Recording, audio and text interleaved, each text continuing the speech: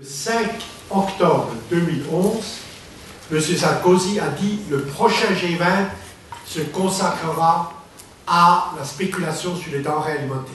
Rapporteur spécial des Nations Unies pour le droit à l'alimentation de 2000 à 2008, Jean Ziegler était l'invité des cycles de conférences Culture-Sciences de Supagro. Fidèle à son habitude, le porte-parole du droit à l'alimentation cherche à réveiller nos consciences. 35 millions de personnes meurent de faim tous les ans sur une planète qui déborde de richesses. C'est le scandale de notre temps.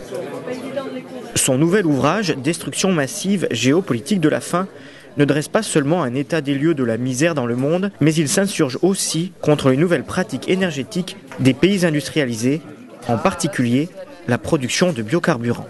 Brûler des plantes nourricières, et je rappelle les États-Unis, le plus grand producteur l'année dernière, a brûlé 138 millions de tonnes de maïs. Le tiers de la récolte de maïs des États-Unis est parti en fumée pour faire du bioéthanol et du biodiesel.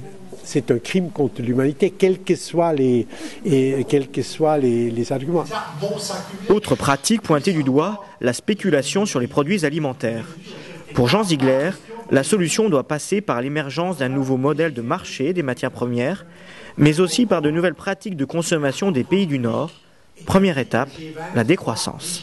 Décroissance ne veut pas dire appauvrissement, ça dit simplement une consommation plus raisonnable, plus axée sur les besoins essentiels en matière alimentaire, en matière énergétique, à tous les niveaux. La décroissance, c'est la contestation radicale du productivisme aveugle, qui est la stratégie de la maximalisation des profits des sociétés multinationales, qui ravage la planète, qui ravage la santé publique et qui nous mène droit dans le mur. Des prises de position partagées par un large auditoire, dont de nombreux étudiants en agronomie. Ziegler, c'est quelqu'un dont on entend beaucoup parler dans mon domaine, c'est-à-dire donc la durabilité des systèmes agricoles, agroalimentaires. Donc c'est quelqu'un qui a une très forte renommée, une grande reconnaissance. Et donc tout le monde a beaucoup entendu parler de Ziegler et on voulait voir ce qu'il avait à nous dire ce soir et pouvoir répondre à nos questions. Merci. Bon travail à vous.